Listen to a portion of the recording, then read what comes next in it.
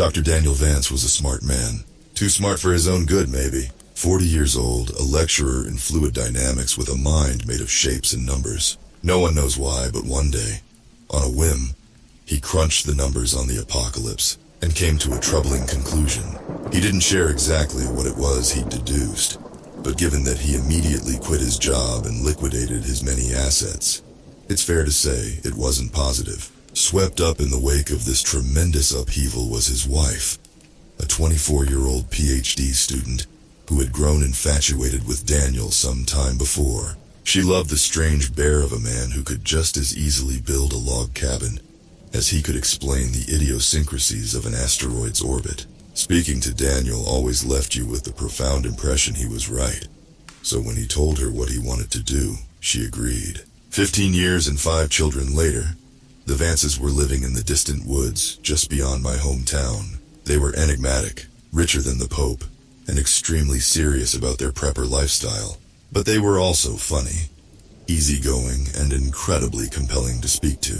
Larger-than-life survivalists who swept into town with bizarre requests that thrilled local businesses. Vast quantities of cement, iron, lead, and steel were all shipped through the remote mountains so that the Vances could build their shelter. The advanced methods they used to keep it secret were legendary. Daniel had once spent 6 months earning the license necessary to drive HGVs up to his compound, so that no one else would lay eyes on it. And on one occasion, when a company had refused his request for GPS tracker-free vehicles, he bought them out wholesale so that they had no choice. So when they stopped appearing in town during the pandemic, when requests for food and goods stopped and all contact was dropped, most attributed it to lockdown. They had a bunker and had spent their entire lives training to be self-sufficient in the face of civilization's collapse. Even Alexander, the youngest at just 3, was already collecting firewood as a chore and learning what local plants were edible. Most of us just assumed that if anyone could ride out COVID without breaking a sweat, it would be the Vances. The reality turned out to be something else. When the worst came to light, we discovered that Daniel had used the pandemic as an excuse for a dry run. The family intended to spend 6 months in lockdown and essentially beta test their fallout bunker. 3 months in, and the sheriff received a distress call on the radio. Coordinates were provided by the hushed voice of a sobbing child that most assume was Alexander, even though that's never been proven. The police arrived and found the bunker still sealed. It took hours for emergency responders to cut into the door. All the while, efforts were made to contact the family within, but to no avail. Once inside, police were left dumbfounded. There was no one to be rescued. No bodies. No survivors. There was evidence the door's locking mechanism had failed and trapped the Vances inside with no way out. But if so, where had they gone? Beds and cots lay everywhere with moldering yellow sheets.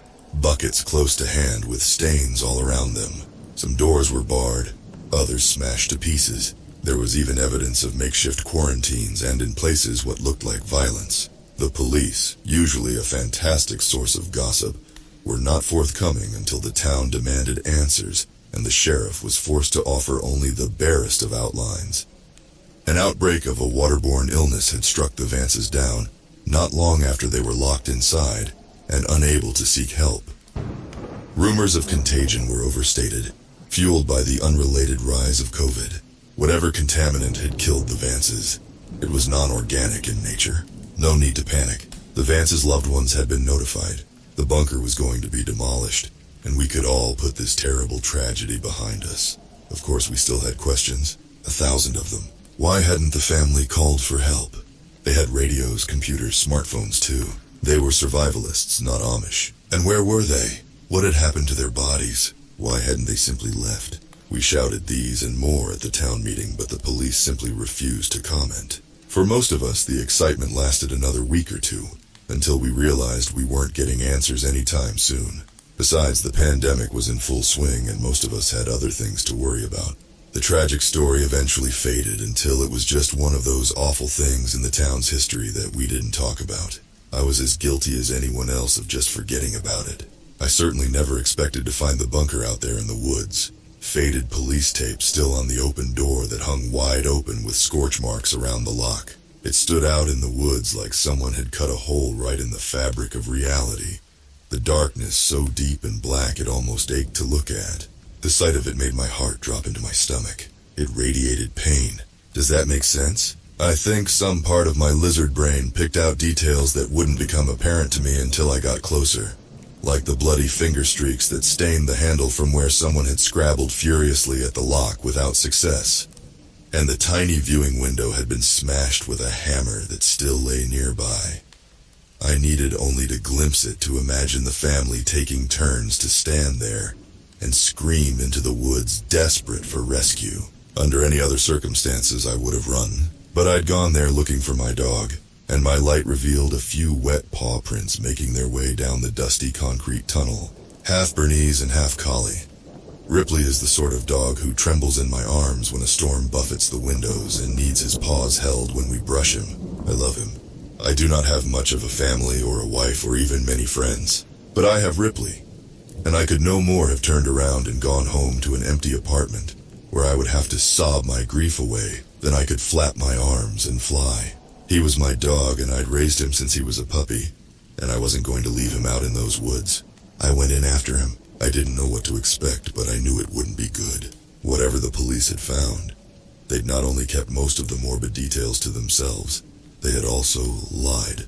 The bunker was not demolished or even sealed off. In fact, looking at the occasional blue latex glove tossed aside and the one or two broken police-issue flashlights, it seemed like the last people inside had been in a hurry to get out.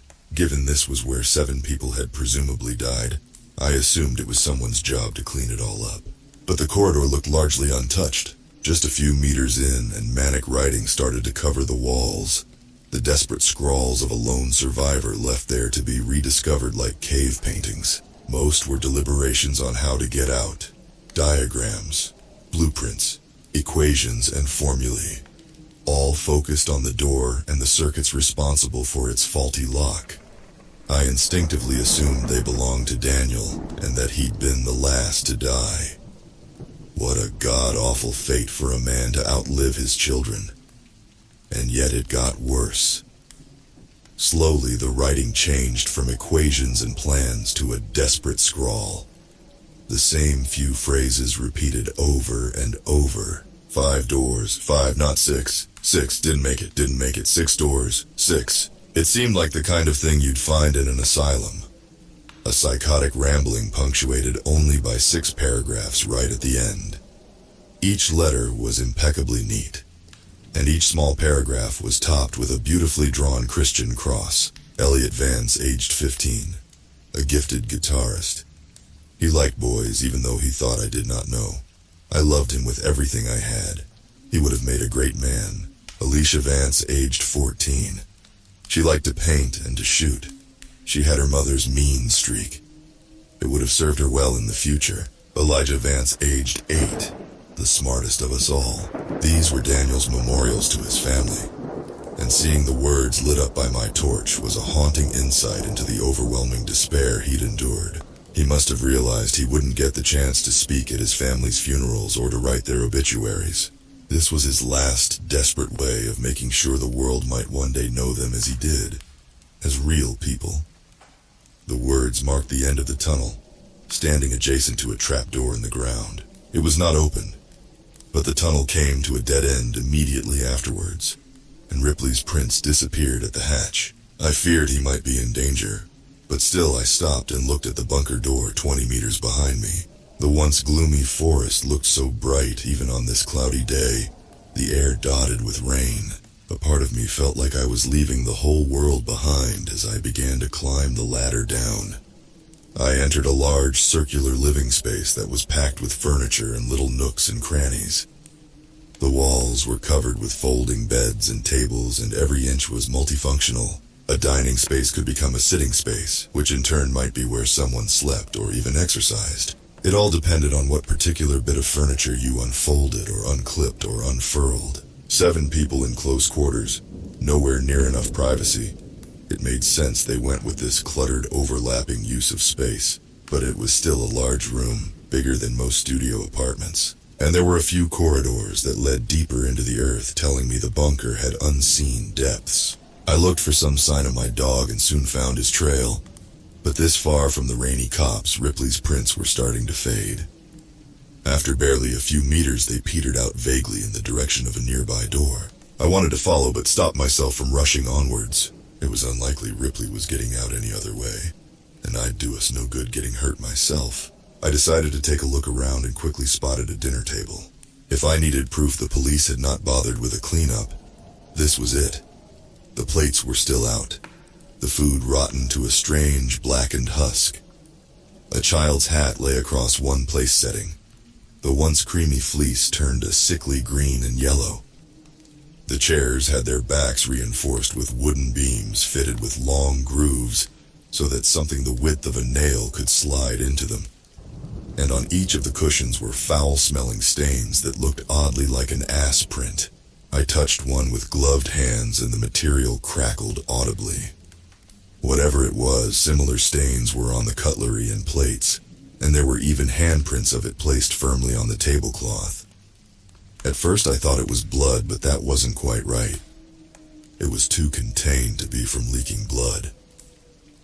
On the back of one of the chairs, a stain tapered exactly where a woman's waist would be like a near-perfect silhouette. I shivered as I remembered that Miranda Vance had always been a slim woman, and wondered how she had left her imprint on the gray fabric. Using my torch, I saw that these stains repeated in the oddest of places. Yes, there were some on beds and blankets and even patches of plain floor, exactly like you might expect in a room full of sick people. But why did one stain on the floor bear such a strong resemblance to a child huddled in the fetal position? And why was the same stuff all over the TV remote? And on books on shelves and board games too?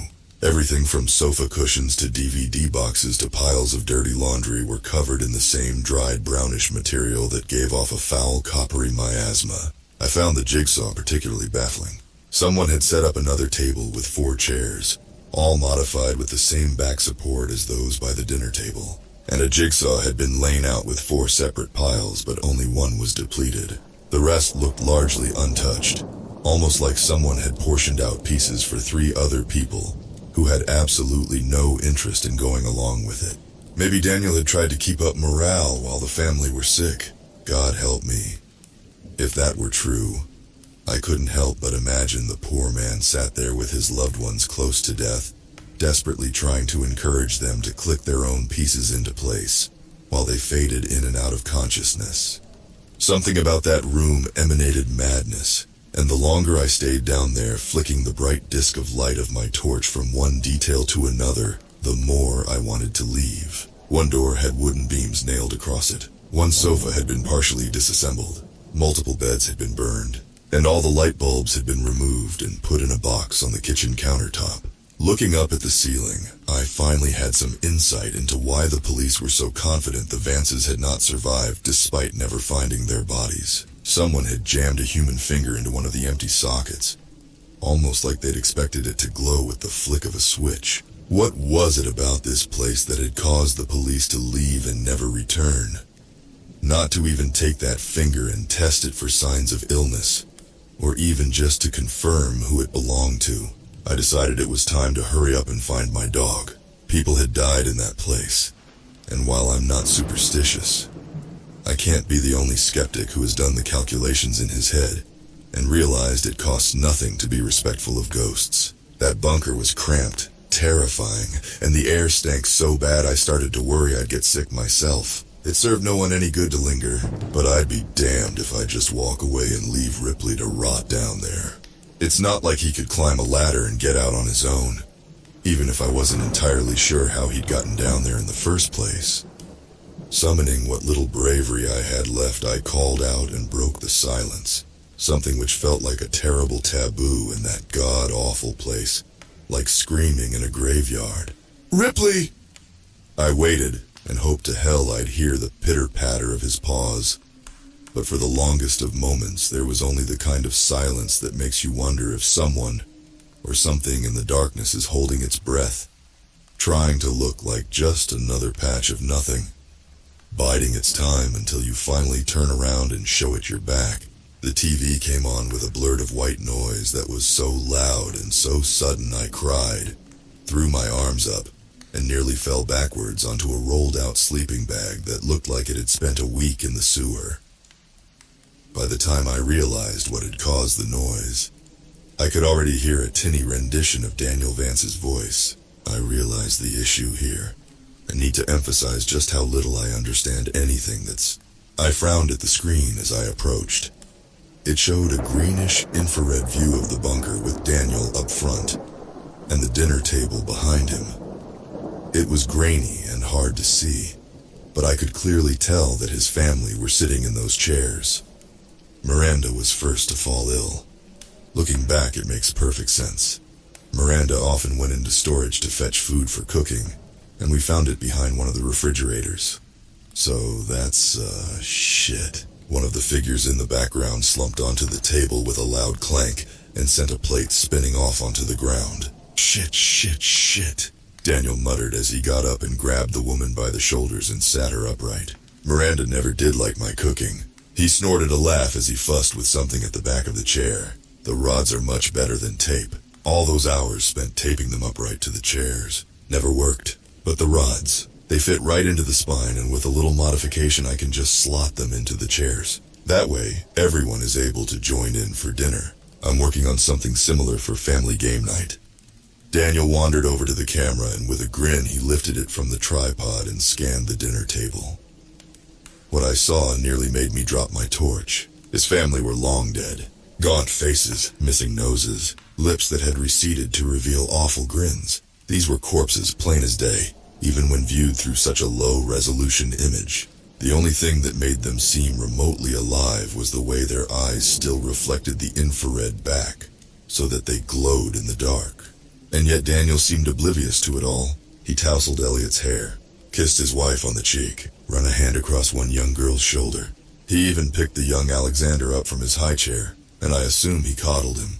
I don't know for sure because I looked away, unwilling to see the poor boy up close. Eyes averted from the screen, I couldn't help but pan my torch across to that same dinner table and shiver as I finally realized what all those stains were. Not quite blood, but close, liquefying flesh. Left alone for months, Daniel had not put his family's bodies to rest.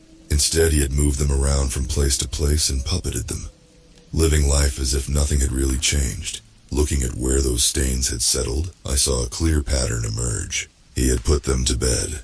He had set them dinner. He had propped them up to watch TV, or gave them their favorite books. They even sat there as lifeless husks while Daniel waited for them complete a fucking jigsaw. The idea horrified me to my core. Back to work. It's obviously not part of the original designs. No room on the other side. Not on the blueprints. Elliot didn't believe me, and why would he? I made every inch of this place, but I did not install that door in storage on the bottom level. I checked the cameras and some of the photos I took during the build, and the wall is just blank. But the door is there now, and it must lead somewhere. I don't know when or why it opens, but it does, and the next time I'll be ready. Because I have to know what's on the other side and why it did this to us. Alone down here, often all asleep at once. Anything could have slit our throats and been done with it. But it didn't. It took its time, and I have to know why. It took our radios and computers and phones, one by one. None of us noticing until it was far too late. I kept telling the kids they needed to take better care of their things. And even as they complained, I just assumed the phones were lying behind some shelf. Where else could they go in a locked bunker? But it wasn't the children at all. Looking back, there are so many signs. Who kept taking away the lights? Who kept draining the batteries in our torches? How long did we live with it before we finally realized we weren't alone? Was it here every step of the way? A door out of nothing that leads to nowhere, at least most of the time. Because I know for a fact it does not always open onto a blank wall. There is something behind it. I can hear it shuffling around in there. Wet breath rattling in its lungs. A horrible sound I hear roaming these halls when it thinks I'm asleep. I listened to Daniel, fascinated by this strangely compelling rant, when movement caught my eye. An infrared camera running in the dark, its image a roiling mess of uniform noise. What was it I'd seen? I paused the tape and rewound. Squinting, I saw two pinpricks of light in the darkness just over Daniel's shoulder. Slowly, the image resolved itself in my mind. I knew what I was seeing, and it turned my blood to ice. Miranda Vance had turned her head, and her lifeless eyes glowed as she fixed them on the back of Daniel's head. Not even any point leaving at this stage. I'm no doctor, but that door is giving off enough radiation to kill a family of 7. If none of us had touched it, being in the same room is risky but not lethal. But given how sick we've become, it's pretty obvious our curiosity got the better of us one by one, and we all got too close. Or maybe not. Maybe that thing on the other side came through and did this. I don't even know. Wait, what was that? Daniel turned and the camera stopped recording. The image it froze on was of a lone man, bright as a star in the camera's lens, facing off against unknowable darkness broken only by 6 pairs of white, glowing eyes. I became painfully aware of my position relative to the table, and I had the painful premonition that if I turned, those chairs would not be empty. I would see the Vances, all of them, Daniel as well, waiting for me. Heads turned, bodies left to rot for years in the dark. Behind me, something shifted. It breathed. Loud. Quick! I knew what it was. I knew. It came at me so fast that when I felt something hot and wet touch my hand, I screamed, only for the presence to suddenly recoil. But then, without hesitation, it leapt at me and bore me to the ground. I wept as Ripley licked my face. He was shivering and, worst of all, silent, which was not normal. He was not a quiet dog. Not when greeting me and not when excited like he was now. But whatever he'd seen down here, he clung to me and dug his paws into my shoulders like he wanted to be cradled over the shoulder. Something he has been too big to do for years. Oh, you fucking idiot.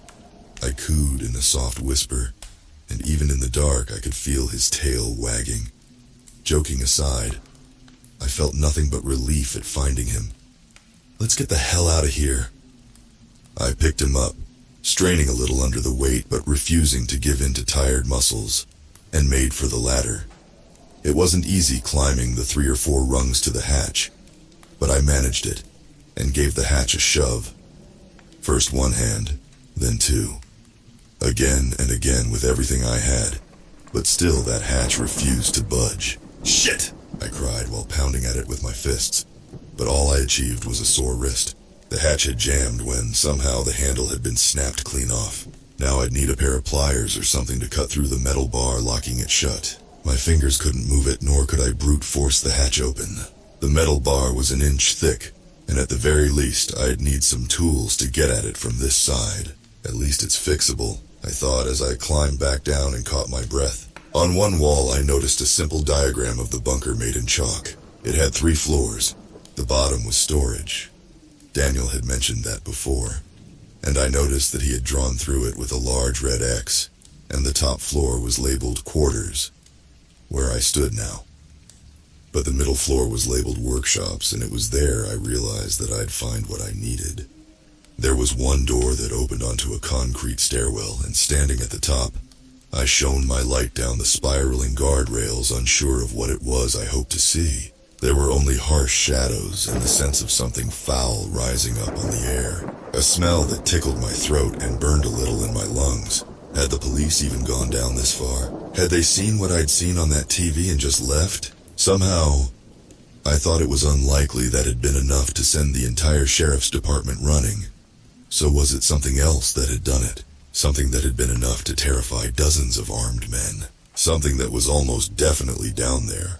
The door. I went down quietly. At first, I considered leaving Ripley behind, but after losing him the first time, I decided I'd rather risk it just to know that he was right next to me. Besides, he was being quieter than I was, and I didn't feel much like going down those stairs on my own. He accompanied me with only the quiet click-clack of his paws on concrete, a sound I found deeply comforting as I barely managed to keep my torch from shaking in my hand and my breathing steady.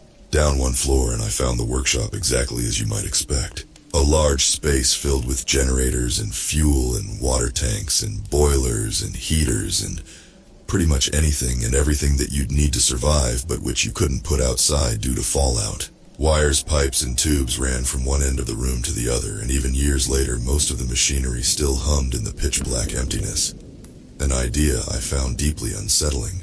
Taking one look at that strange tangle of harsh shapes and industrial figures looming out of the walls and floor, I shivered and looked around, quickly finding a small area Daniel had cordoned off for his own use.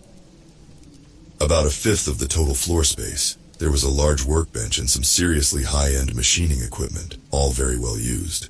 Lathes, buzzsaws, drills, belt sanders, welding torches, everything a man needed to do it himself.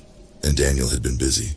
I'm not sure exactly what it was he'd been working, but there was an arm on the bench. It sat atop a pile of papers that had slowly turned brown over the years until the whole thing looked like it had been soaked in tobacco spit. On the whiteboard was a faded but still visible diagram of what looked to me like a ball and socket joint. I thought of the tape, of Daniel's little mechanism to keep his family upright, and then looked at the arm and suppressed a momentary gag reflex. I don't know if Dan had been working on posable limbs, or just a way to put the decomposing remains back together after they'd started to fall apart. But the size of the arm suggested a pre-teen child, and he'd left it out on the surface like it was a disassembled clock. It was also missing a finger. Just how fucking crazy was he? I wondered as I pinched my nose with one hand and began overturning boxes looking for a hefty pair of pliers, or maybe a hacksaw. Ripley backed away from the noise, but once I made sure he wasn't going anywhere, I carried on grabbing and pulling at box after box, hoping I'd find what I was looking for. Anything to break that fucking metal bar. In the end, I managed to get a pair of bolt cutters, a crowbar, and a heavy-duty pair of pliers. One went in my pocket, one went down the back of my jeans, and the other was clutched in my fist, too large to be tucked away in my clothes. The bolt cutters felt hefty in my hand, which was a bit of comfort, but that feeling didn't last long. Something moved in the darkness. Out there in the twisted jungle of shadows cast by all those pipes and wires that ran from one machine to the next, a figure moved, thin but unmistakably human in its outline. I couldn't help but remember what I'd seen on that tape. Surely it couldn't have been real. Maybe Daniel had rigged something up. Some fishing wire and a motor maybe. The idea that those bodies had been moving on their own. I couldn't be sure of that, could I? It was a frightening idea. One my mind had latched onto out of sheer panic. That was all. And then I saw them. A pair of white pinpricks reflecting back at me from the depths of that cluttered room. Ripley, already behind me, had nuzzled into my leg, pushed even closer against me and let out a barely audible whine under his breath. The behavior of a dog who was terrified, close to pissing himself with fear. Just a bit of metal, I told myself. As the light shook so violently in my hand, I struggled to see straight. Just two shiny bits of metal. They blinked and began to come towards me. If I had any doubts left, they were dispersed by the sight of a pale white hand emerging into the light. I ran straight to the stairs and went to climb them, but only 1 or 2 steps in and I saw something gripping the handrail on the top floor. A moldy clump of flesh, only just recognizable as a fist. The flesh withered until the fingers were basically bone. Without meaning to, I brought my light up out of habit and I saw the bloated face of a hairless corpse glaring down at me. I couldn't even tell you if it had been a teenage girl or the 60-year-old Daniel. Either way, I instinctively turned and found another body shambling towards me out of the workshop. I was trapped, nowhere to go. By the feel of warm fluid on the back of my leg, I could tell Ripley had finally pissed himself. An adult dog, tail between his legs, shivering like a puppy and desperate to be picked up. God, I needed him to just stay together for a little longer. I couldn't take him in my arms, but I couldn't leave him behind either. With nowhere to go, I ran down and entered storage. There was the temptation to stop once I hit the bottom. Down here, the air was thicker and the sounds of my breathing were muted, somehow distant. But I only had to look back up to see 3 pairs of eyes glaring down at me. So without giving any of it much further thought, I barreled down the corridor and stumbled onto a door at random. Opening it, I saw what looked like your standard storage room. Only most of the shelves had been overturned and the food left to rot on the floor. 1 or 2 shelving units were still upright though, and their shelves were covered in tall, opaque boxes that made them a fantastic hiding spot. That, I decided, would have to be where I crouched down and turned off my light. I was already inside when I realized that wasn't all that was in there. The door almost looked normal. I could see why Daniel must have been confused by it because it looked a little bit like all the other doors down there. But it was different too. It was too tall and too wide, about 1.5 feet off the ground, and the metal rusted in its entirety, like it had aged out of sync with everything else down there. All around the jam was a profusion of wet, soppy moss like the kind you find hanging off trees in a swamp. And every few seconds the door would leak something strange and oily, like the kind of thing you find in a parking lot on a rainy day. Of course, that wasn't too strange in itself. But the leak was horizontal, defying gravity, so that every few seconds a large glob of the stuff would whip across the room and slap into the wall opposite, creating a puddle about the size of a man that defied all reason. Remembering Daniel's words about radiation, I instinctively inched away from this puddle and the door on the opposite wall, backing myself into the darkest, quietest corner I could, while I pulled Ripley behind me and hoped to hell he wouldn't give me away. Once I was in there, I turned off my light and waited. I must have taken longer than I'd thought to hide Spot, because it was barely 2 seconds later when a few figures entered the room. It was pitch black after I'd turned off my torch, but they made enough noise to let me know that at least 2 of them had stumbled in after me. I stayed there, unable to see anything, not sure if they were heading straight for me or just getting ready to leave, forced to hold out and let luck decide my fate. When I finally heard something scrape against the wall barely 2 feet from where I stood, I gave up and switched my light on, desperate to know what was coming for me. The sound had been terribly misleading. Daniel Vance was no more than 6 inches from my face. "Get out!" he hissed from a toothless and cracked mouth. A living corpse just like the others, somehow a flash of intelligence remained in those wide, terrified eyes. And then I heard it, the creaking of a door, and without even thinking I turned the light and saw it on the wall. I saw it open, and behind the strange steel there was more than just plain old concrete. Much more. I saw a raging gullet of flesh, a ringed tube of pulsing muscle lined with teeth the size of hands, a spiraling descent into madness. Hot, foetid air washed into the room, buffeting me and the rotting corpses, all of us paralyzed by what we were seeing, even if for most of the figures beside Daniel and myself, they didn't have eyes to see with. "What the fuck?" I muttered, unable to take my eyes from the flesh tube beyond that doorway. "It's coming," Daniel whispered as he grabbed me with one fist and hurled me out of the room. I hit the floor and skidded along a slick fluid left by the Vance's footprints, the smell of which turned my stomach. Perhaps the worst detail was that it was cold. I don't know why, I just expected whatever oozed them off them to be feverishly hot, but it wasn't. It soaked my shirt like I'd fallen into a muddy puddle. "It's coming." This voice wasn't Daniel's. I couldn't say for sure, but it sounded like a child's whisper. One by one, the bodies shuffled over to the open door and knelt before it. I don't know why, but I got the impression the others had lost pretty much everything left of their minds. But Daniel remained aware. He looked back at me once more and spoke before he pressed his head to the floor in supplication with the others. The only thing we did wrong was being here for it to torture. It didn't need a reason, just an opportunity. Leave. It won't let us go. It won't even let us die. And if it catches you, it won't let you go either. His forehead kissed the dirt, and then something reached through the door and gripped his head in its palm the way you or I might pick up an apple. In full panic, I ran over and grabbed my dog and the bolt cutters, and I ran like my legs were pistons, machines whose signals of exhaustion and fatigue could not slow me down or cause me to fall. I had to move. I had to leave. The hand that had grabbed Daniel, the sight of it flushed my mind clean like some kind of enema. It hurt to see the image replay in my mind, but there was nothing else in my head echoing around except the sight of fingers with one too many knuckles and nails as large as a smartphone. I reached the top floor and nearly collapsed from breathlessness, but I wouldn't let myself stay down for long. I crawled over to the ladder and climbed up and immediately went to work trying to cut the metal lock. It was hell with just one hand, the other clinging to the torch that I kept frantically pointing at the door behind me. And it wasn't long before I fumbled one too many times and dropped my only source of light.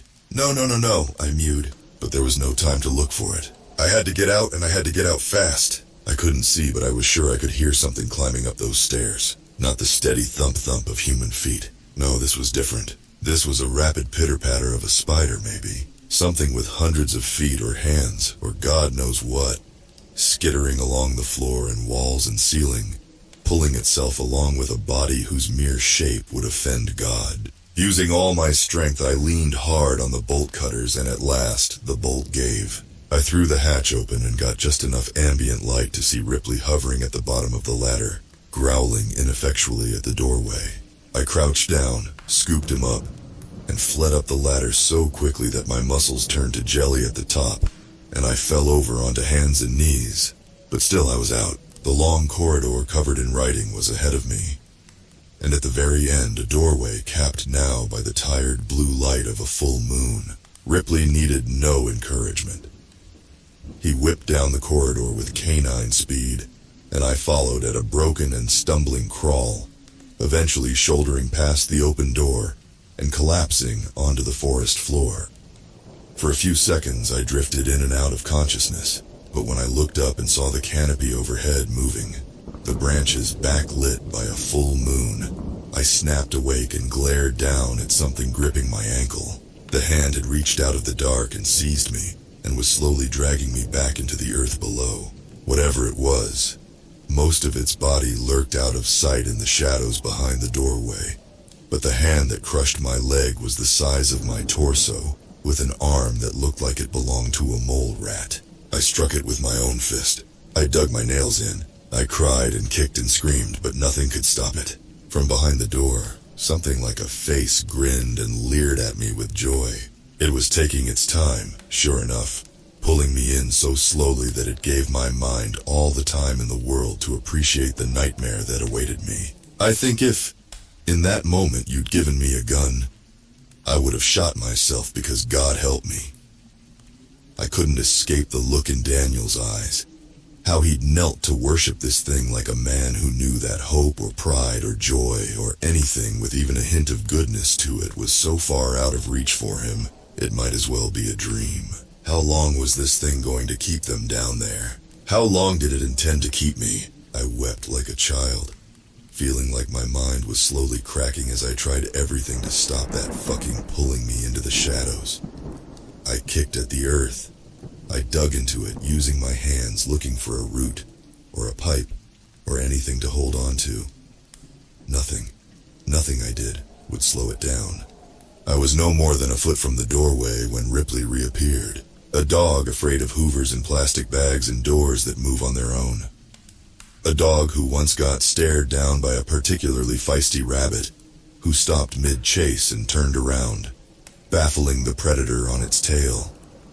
A dog you couldn't even watch scary movies around, and he lunged at that arm like he was a wolf, like he'd always been one. And while he didn't quite break the skin, the pressure was enough to make the thing's grip weaken, and I slid my leg out. Unable to stand, I knelt and grabbed the dog and pulled as hard as I could, and now that fucking thing bled at last, as the pressure of the jaws and the sliding teeth ripped into its flesh. Together, at last, Ripley and I were let go and sent rolling backwards head over hells. I wasted no time waiting or looking or processing. I heaved the dog to my chest and crawled until I passed out, making it maybe half a kilometer away. Only when I could no longer see the door did I let myself fall to the ground face first and gave up consciousness. The doctor said I had pneumonia, which I suppose made some kind of sense. I might have even believed them were it not for the sheriff's visit, asking strange questions of me as I lay in bed about what I may or may not have seen. I dismissed them to the best of my ability. I wasn't interested in chasing that particular nightmare down, figuring out if it had been real or not. At least not while I lay there half drowning in my own infection. To be fair, I had at least some sympathy for why the police had done so little to seal that place off. I have, on occasion, thought about going and doing the job myself, but to this day I still have nightmares about being pulled into the dark beyond that door. Not just the bunker door, the one I narrowly avoided at the end, but the one below. What I saw was a kind of madness, I'm sure of it. And I often think of Daniel's words. It didn't need a reason, just an opportunity. Somehow the Vances were that opportunity. Maybe they built their bunker on a ley line or a weak spot between dimensions, or the site of former satanic rituals. I'm not sure it even matters. They went into the dark thinking it'd be a safe place to wait out the world's troubles. But something had been down there waiting for them. Waiting for a chance to get at a family of 7 people. To lock them in and deprive them of escape. And slowly take from them everything it could. I've moved since then. Couldn't help it. It wasn't just the memories you see. It was the shortwave radio I kept in my basement. Something my father passed on to me when I was just a boy. God, I'd forgotten about it. At least until I woke up one day to the sound of it blaring white noise down in the dark. And buried in that sound was the faint whispering of a man. His voice barely recognizable, but unmistakably his. Let them go. Let them go. Let them go. Let them go. Let them go. Let them go.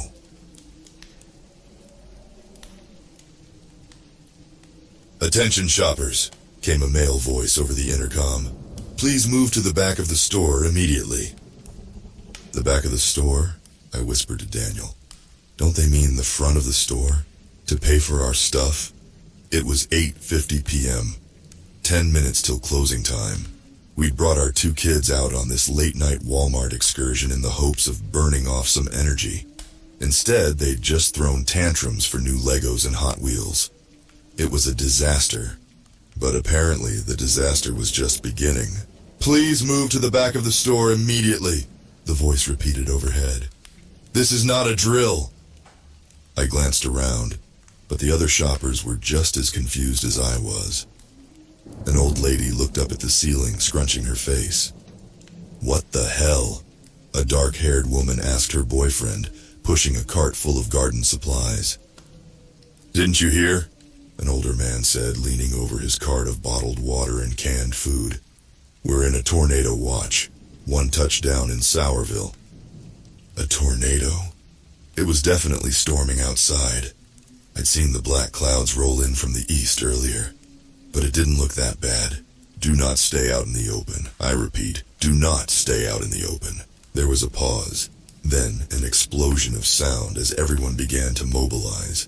Carts rolling, panicked voices, feet slapping on the floor. No! No, no, no! This can't be happening! I hurried down the toy aisle. Tucker in my arms. Daniel and Jackson following me. 3 zigzaggy turns. And then we were in the electronics area. I glanced at the TVs on the wall and pictured the 4 of us crushed underneath them. Stay away from windows and doors, the voice continued on the loudspeaker. And do not attempt to exit the store. Is it safe here? Daniel shook his head. Big open areas aren't good. I'm going to check in back, see if there's a break room or something. You stay here, okay? I nodded. Arms shaking, I sat down on the ground between 2 shelves of video games. Tucker sucked on a bottle in my arms while Jackson began to giggle. Is the tornado going to hit the store and everything will fly around real fast? He asked with a big stupid grin on his face. I don't know. A tornado. A real-life tornado, like you see in the movies, plowing through our town. It was so unfathomable. We were New York natives, transplanted here to Indiana only 6 months ago. I'd never been in a tornado watch my entire life. Daniel jogged back into view. Everything's locked up, he said, as he joined me on the floor. But listen, Fairview's a big town. The chances that it'll hit this Walmart, I think we'll be okay. I never should have brought us here. You didn't know. None of us did. He wrapped his arm around me. They should have warned us, like an emergency alert on our phones, or a tornado siren or something. The voice overhead rang out again through the store. Do not stay out in the open. Do not make yourself visible. That includes security cameras. Please move to a spot that is not visible to any cameras. I frowned. What does that have to do with tornadoes? A feeling of unease in the pit of my stomach. I glanced up and saw several black globes descending from the ceiling, hiding the cameras within. I guess we should listen to them and get out of sight, I whispered. I grabbed Jackson's hand. Daniel picked up Tucker, and we jogged out into the center aisle. The store was an eerie sight, abandoned shopping carts, askew in the aisle, full of everything from pies to batteries to plants. Footsteps echoed around the store from people unseen as they found their new hiding places. We dodged a shopping cart full of soda, ran through kitchenwares, and then stopped in the Easter decoration aisle. There was a camera in the central corridor, but as long as we stayed in the middle of Easter aisle, we'd be invisible. The four of us crouched on the floor next to some demented-looking Easter bunnies.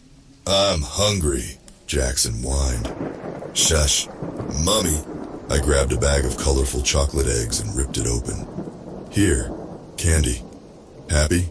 I whispered, thrusting them into his hands. Then I leaned back against the metal shelves, panting, but I didn't have long to rest. A mechanical whine overhead, and then the voice came through the speakers again. "Keep away from aisles with food. If you have food with you, leave it and move to a new hiding place.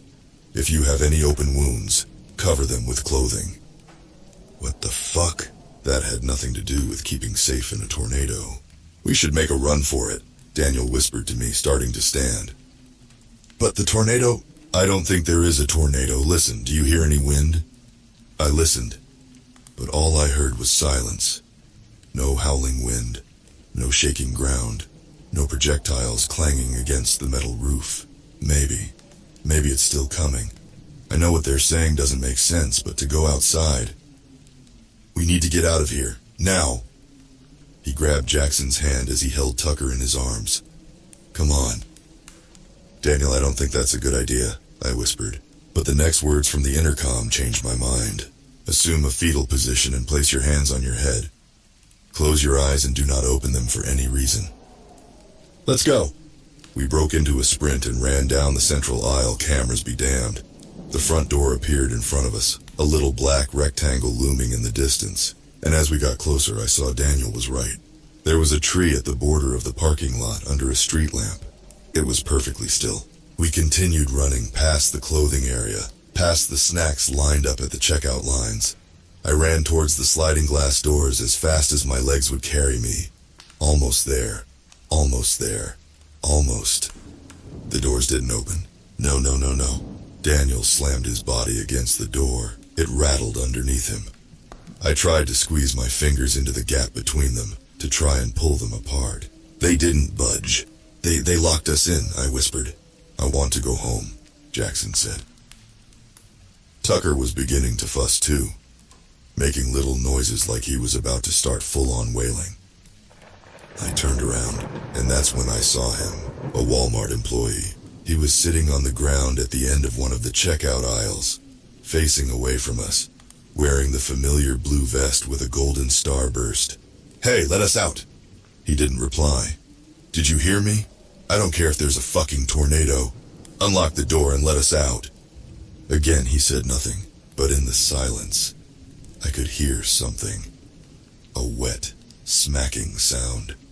I stared at the man, slightly hunched over, still facing away from me. Was he eating something? The speaker overhead crackled to life. "Attention, please do not talk to any Walmart employees." My blood ran cold.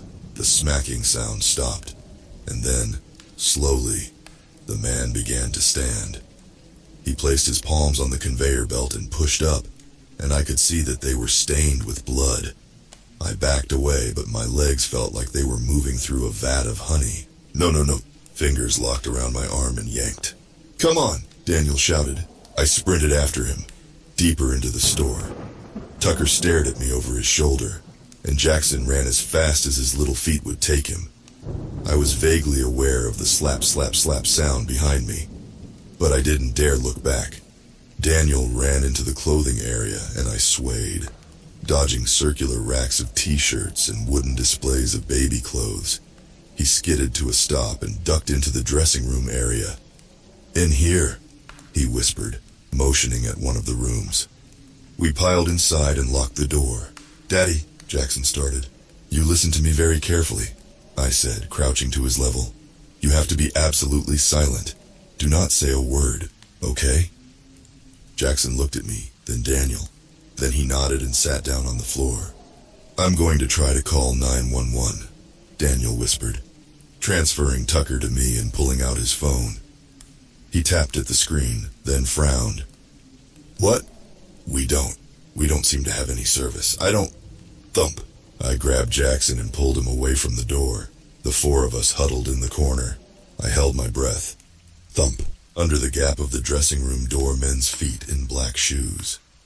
They slowly took a step forward, deeper into the dressing room. Don't move, I whispered, holding Jackson. The man took another step. Don't make a sound. Don't move. Don't. Tucker let out a soft cry. The man stopped. His feet turned, pointing at us. No. No. No. No. Tucker let out another cry, louder this time. My nails dug into Daniel's hand. No. A hand appeared. It slowly pressed against the floor, stained with blood. And then his knees appeared, as he lowered himself down to the gap. No. Could he fit under?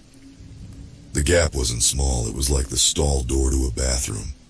If he flattened himself against the floor, there's a chance he could fit under. I watched in horror as his stomach came into view, his blue Walmart vest, as he lowered his body to the floor. Then he pushed his arm under the gap and blindly swept it across the floor, as if feeling for us. This is it. We're going to die. And then he lowered his head, his face. Oh God. There was something horribly wrong with his face. He smiled up at us with a smile that was impossibly wide, showing off blood-stained teeth. His skin was so pale, it was nearly blue. And his eyes, they were milky white, without pupils or irises. I opened my mouth to scream. Attention shoppers, the voice began overhead. No. Please make your way to the front of the store and make your final purchases. We will be closing in 10 minutes. What? And then, before I could react, something unseen jerked the man out of view. A strange dragging sound followed, as if someone was dragging his body out of the dressing room area. I stared at the door, shaking, as Tucker's cries rang in my ears. But he didn't come back. And within 10 minutes, the usual hubbub of Walmart returned. Voices, footsteps, shopping cart wheels rolling along the floor. Shaking, I finally got up and unlocked the door. The store looked completely normal. People were lined up at the cash registers, placing their goods on the conveyor belts. Employees were scanning tags, printing receipts. People walked towards the glass doors, and when they did, they slid open. As we slowly walked towards the exit, I spotted the older man who'd warned us about the tornado earlier. What was that? I asked, unable to keep my voice from shaking. He shrugged. I guess the tornado missed us. What a miracle, huh?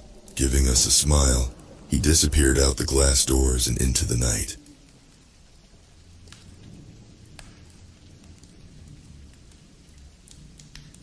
That was the first thing Stella asked me as she settled in at the table. I looked around the diner. It was 2 a.m. The place was mostly empty. What do you mean? How many people are in here right now? Besides us, she said. Maybe 5, 6, I replied. Stella's lips trembled. How many people are in the room exactly? She was terrified. I counted. The waiter, the old man staring into a bowl of soup by the door, the 2 young women coming down from a night of partying over pancakes, the guy in a ball cap trying to cut through his overcooked steak, and the middle-aged woman in a pea-green overcoat. 6, I said. 6 people. Stella instantly relaxed. Thank you. Stella and I hadn't seen each other in 5 months. I was in school out of state and was home for the summer. Stella had gotten into a good university, but her sister, Anne, had died in a car wreck 2 weeks before she went off to school. The death hit her hard. Real hard. I wasn't sure why she'd called me. I doubted it was to catch up, and it certainly wasn't to party. Stella knew I abstained from everything. For me, that decision was the end result of being raised by verbally abusive alcoholics and knowing the genetic odds. Stella looked rough, not strung out, but existentially exhausted. There were scars on her hands, bruises modeling her tattooed forearms, and some unusual scarification marks on her neck. 2 of them, They looked like clumsy Z'd but reversed as if done in a mirror. Stella's friend Corey had dropped her off at the diner about 30 minutes before I'd gotten there. I didn't know him well, but what I did know, I didn't like. "So how are you holding up?" I asked. Stella didn't answer. The waiter appeared and Stella looked him over cautiously before she ordered a black coffee and a slice of blueberry pie. I got a hot tea and a side of fries, though I wasn't exactly hungry. We sat in uncomfortable silence for a few minutes before Stella, staring down at her hands, asked, "What's the worst thing you ever did?" I shrugged, said, "Lied to people. Lied to get out of things. Mostly to my friends in high school, but I've changed. I don't do that anymore. Oh, I also shoplifted once. A pair of socks." Stella laughed. That's when the waiter reappeared with our drinks and food. Stella jumped, her eyes wide, face flushed. The other people in the diner turned and looked but did nothing. "You all right?" the waiter asked, weirded out. Taking a deep breath, Stella slowly sat back down. "Yeah, sorry," she said. I just it's been a long night." The waiter shook his head as he put the stuff down. When he left, Stella sipped her coffee and then she looked over the mug at me, her eyes tearing. "I did the worst thing you can do. I tried to kill someone." I wasn't sure I heard her correctly. "What?" Stella nodded, eyes locked on mine. "A jogger. Corey and me hit him with the car." "Oh my God, when did this?" "On my way here." The blood drained from my face. "We should call the cops. He could still be there, hurt and—" "Don't bother," she interrupted. "We went back and checked on him. There was no jogger." "What's that fucking mean?" I was starting to lose it. "Please don't start playing games with me," I said. "I don't want to hear this sort of bullshit." "Isn't bullshit," Stella replied. "Ask Corey." I didn't want to call Corey. Stella said, "I didn't actually see the jogger. Corey did. That's how I knew." So I asked him exactly where the man was, and I grabbed the wheel and Corey screamed at me as I made the car slam into the guy.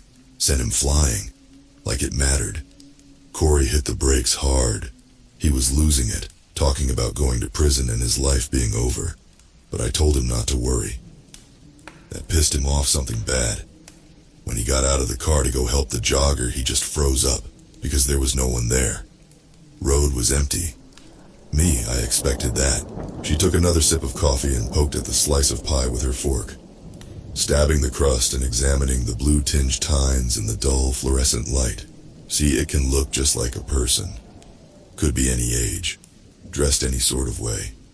It talks like a person, eats, drinks, does all the regular sorts of things people do. Doesn't exactly sound threatening, I know, but wait for the twist. I can't see it. This thing pretending to be a person, it's invisible to me. But you and everyone else, you can see it. I don't know what you're talking about, and I didn't." Stella finally looked up at me. 2 weeks ago, we were tripping.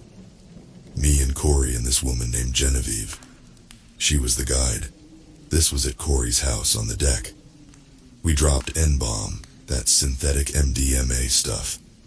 We'd been using hallucinogens and trying to explore an inner mental space. Tripping together, sharing the same imagery. It's crazy how, if you're in sync, like emotionally and mentally, you can basically travel together. I know how it sounds. I do. But it was really working for us. We were. I'd guess you'd describe it something like astral traveling. We built this architecture, this city, in our minds and then explored it. Mostly it was made of shifting, beautiful buildings, structures that rose over us like mountain ranges. And in this mental city, that's where we came across it. The diner door chimed as the two young women having pancakes left. Stella watched them go, then turned back to me. I didn't need an explanation. "There are 4 people in here now," I said. She nodded, sipped more coffee, and then continued. "Well, this night we traveled deeper into the city than we'd ever been before. We ended up in a tower, had a spiral staircase. We all went up to the top floor and found a locked door." "You're all seeing the same thing?" I interrupted, not buying the experience. "Yes." Stella's demeanor had intensified. The twitchiness melted away.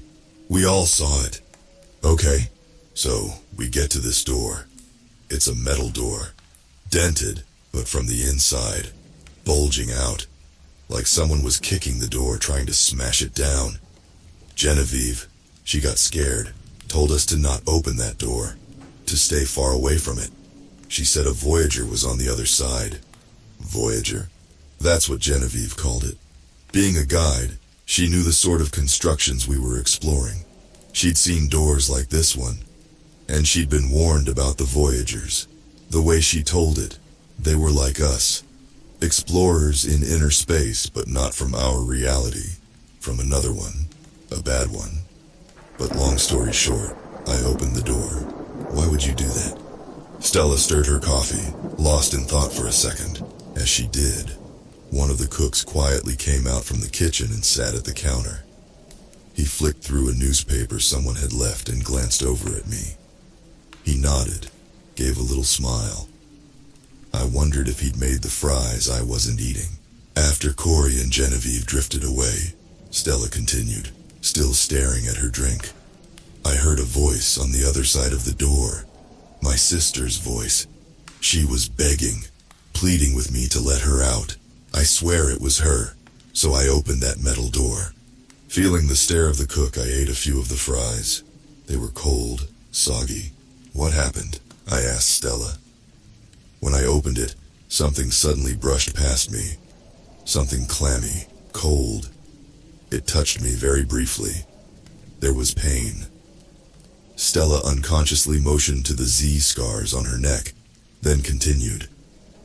Anyway, there wasn't a room on the other side of the door.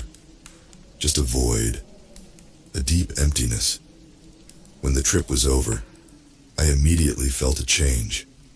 I felt like I was being watched.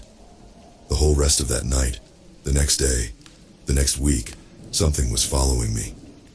A shadow, a presence, and I knew, I just deep in my gut knew, that if it caught up with me, if it touched me again, I would die. She kept stabbing at her slice of pie, breaking the crust, letting the congealed blueberries slowly tumble out in a little landslide of jelly. You told me that you can't see this thing, Stella. The door to the diner opened and two men in work overalls walked in, each holding a hard hat, their clothes dusty. Stella suddenly straightened in her chair. Two men just walked into the diner, right? I nodded. Yeah, just those two guys. Stella settled. Why me? I asked. Why did you want to meet? To tell me this? Stella smiled. First time she'd done that all night. Because I knew you'd believe me. I swallowed hard, my throat suddenly impossibly dry. You've been a good friend. Stella blinked away, welling emotion. In high school, when things got bad, with boyfriends or assholes, you were the one I could confide in. The one that trusted me. The one that no matter what I did, no matter how stupid it was, you were there for me.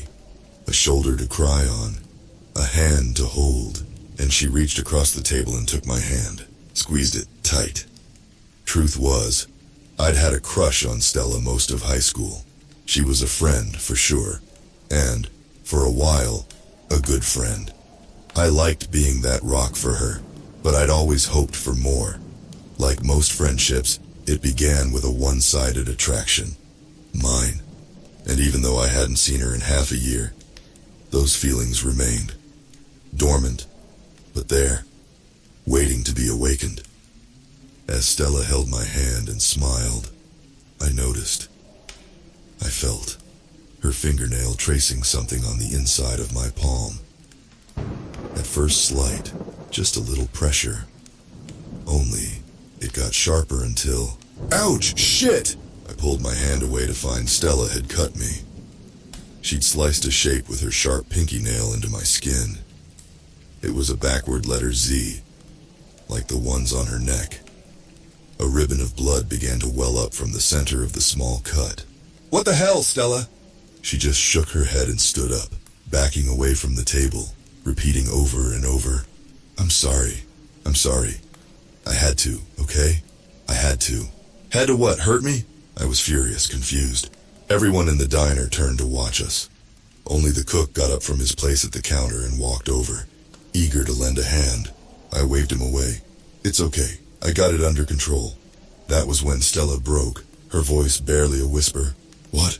I told him I got it. She went pale. Who'd you tell?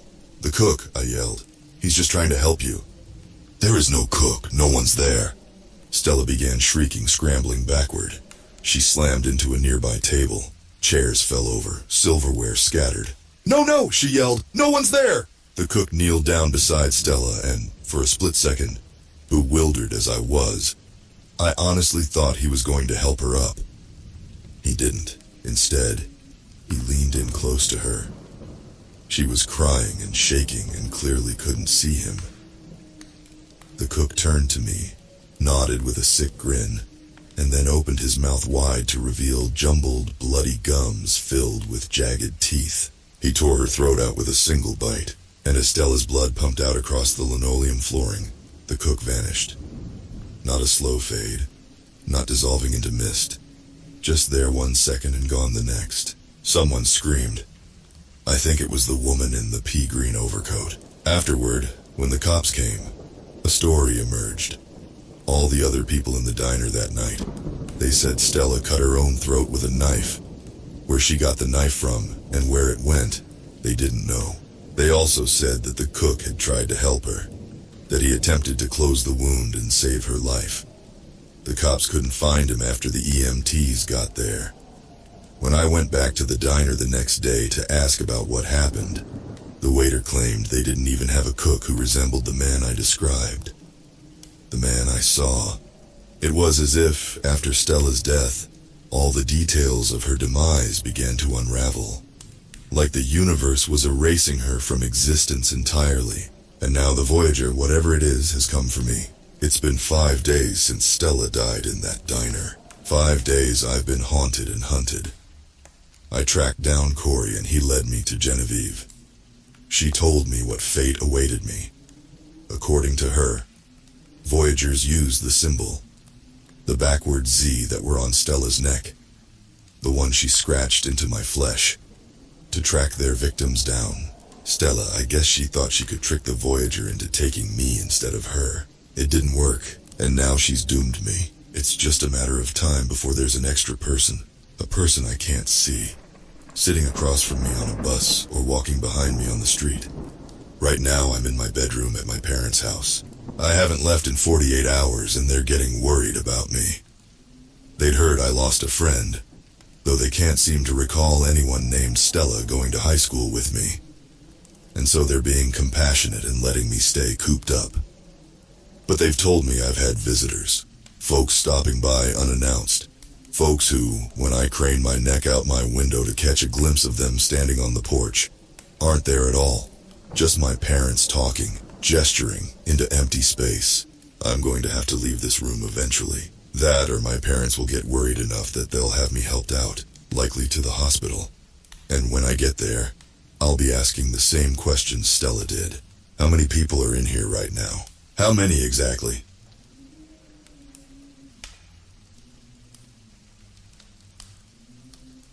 My mother always made me play hide and seek with her. It was just her and me, and we played at 9, each time without failure. She told me to ignore her during the game. She told me that she would purposefully try to trick me. But you know, if you really wanted to trick somebody, why tell them anything? We played in the park. I thought this was normal. I knew other families didn't do this, but at the same time, I thought there was nothing wrong with us doing it. I liked the park after all.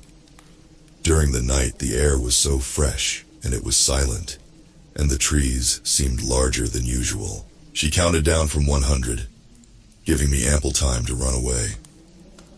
My general competitiveness always made me run away, and as far away as I could. I'd find some space behind many trees, and I'd lie down. The park was large, but somehow my mother would always manage to walk past me at least 3 times in those 20 minutes. I'd always hear her speaking as she walked past me. Come out, Clara. Clara, please come out. I'm sick of this stupid game, Clara. It's cold and I just want to go home. I ignored her. When we first started with the games, I'd been foolish enough to leave my hiding spot. My mother's face immediately turned into one of fury. She'd walk up and grab me tightly by the shoulder as she scolded me relentlessly. "I told you not to listen to me, didn't I?" She would drag me back to the car and ignore me until the next day when we played. I didn't know why she did it. After I'd stopped listening to her during the 20 minutes of game time, it would no longer trick me. I knew she was lying, and it simply seemed like a waste of breath and energy to keep calling out for me. She got angry when she found me too. The park was a huge place, and if she hid somewhere I would never find her. But somehow my mother was excellent at tracking me down. It was like she sniffed me and hunted me down. Instead of getting angry at me, she got disappointed. She'd sigh loudly and her eyes would tear up before she'd dejectedly walk to the car. That gave me the worst feeling ever, filling me with inadequacy. One time she found me after only 2 minutes, and she broke down sobbing. I didn't get it. I felt a huge urge to win. I needed it. So I started to get creative. I hid myself in the bushes. I'd change my clothing to be more green and black and generally more inconspicuous. I got high up in trees, so it would be difficult to see me from the ground. I learned how to stay still, really, really still, and when I won, my mother would give me a smile. It wasn't a smile of happiness, or a smile of pleasure. It was more a relieved smile, but I felt so proud when I saw it. We'd go home, and I'd have an easy time falling asleep. Then my father came. One day, when I came back from school, I saw him talking to my mother. He was almost never home, actually. I'd seen him twice in my entire life, and my mother never really spoke about him. He was really just a stranger to me. I noticed the expression on my mother's face immediately. It was pale, white, shaking, eyes wide. I couldn't hear what he was saying, so I got closer in towards them. Of course, their conversation stopped just as I did it. Well, my father stopped speaking. The expression on my mother stayed the same. He turned to me and smiled in a wolfish way. It made me recoil away with disgust. He sneered. He fucking sneered. I thought it was normal. That was how my classmates acted after all. Later that same day, when my father was off in the toilet, my mother got close to me and whispered, "Don't come out. Not even after 20 minutes. My father got really energetic right before bedtime. I thought we'd skip the whole hide and seek thing. My mom looked really sick, and looking at the clock, she said, "Let's take a trip to the park." I immediately noticed that she didn't mention hide and seek. "Why?" my father asked.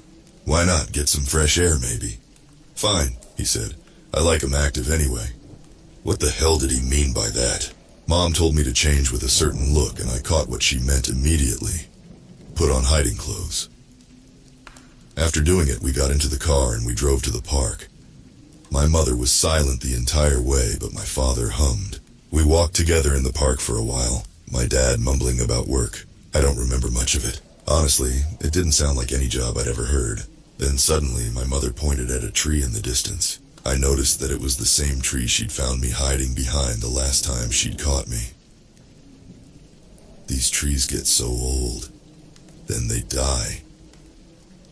It's a shame they're stuck in place, unable to get away from the virus. She was saying, "Get away and hide. Death is the way of all living things," Dad said. "No need to fear it." "I think I saw a squirrel in that tree," I said. "I'm going to go check it out." I disappeared into the forest. I'd grown well acquainted too.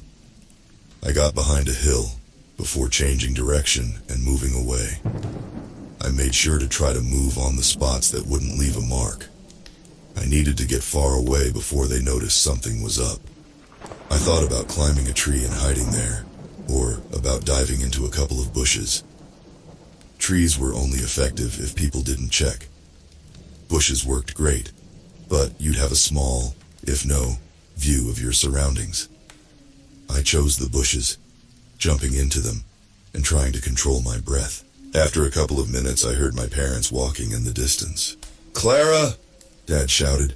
Where are you, sweetheart? If you're hurt, please say something and we'll help. Clara, Mother said. Clara, can you hear me, darling?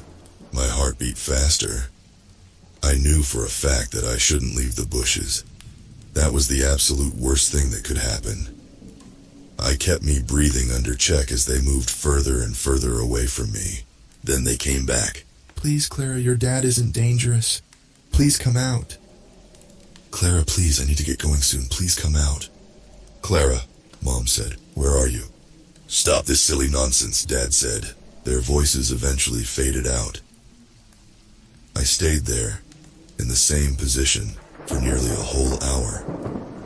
My body started to ache, and I could feel insect crawling around on the back of my leg.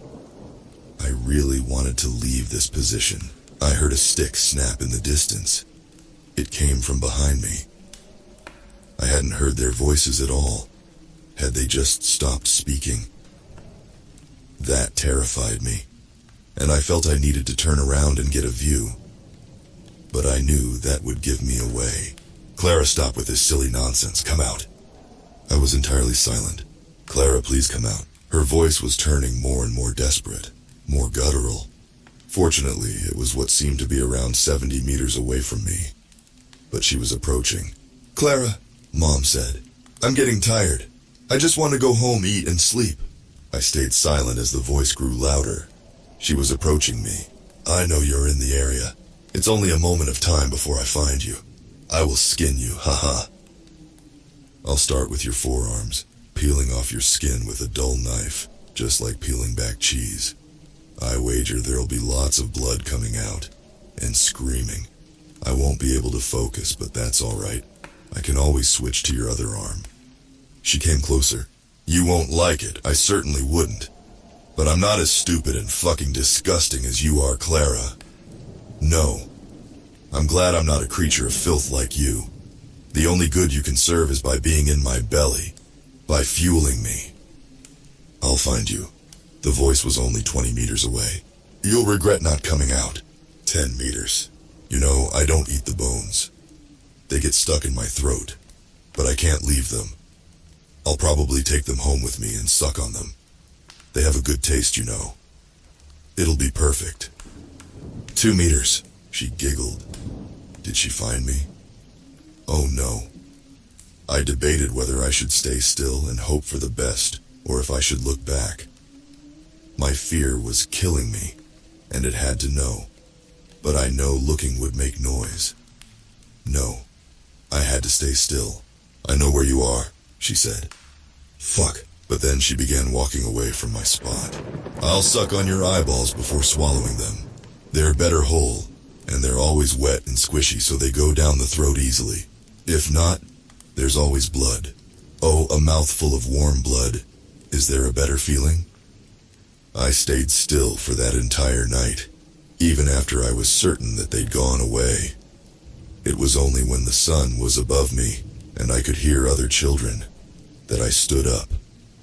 One child jumped back and shrieked. He must have gotten properly terrified. Then I made my way back home. Dad wasn't there, but Mom was. She hugged me,